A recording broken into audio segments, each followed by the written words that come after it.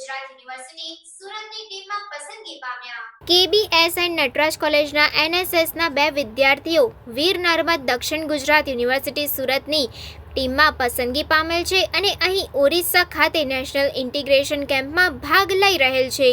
વીર નર્મદ દક્ષિણ યુનિવર્સિટી સુરતની NIC team સાથે આજના કલ્ચરલ પ્રોગ્રામમાં FM યુનિવર્સિટી બાલાસોર ઓડિશાના વાઇસ ચાન્સેલર સર આદરણીય ડૉક્ટર સંતોષ ત્રિપાઠી સર ટીમ સાથે ગરબે ઝૂમી ખૂબ જ પ્રોત્સાહિત કર્યા।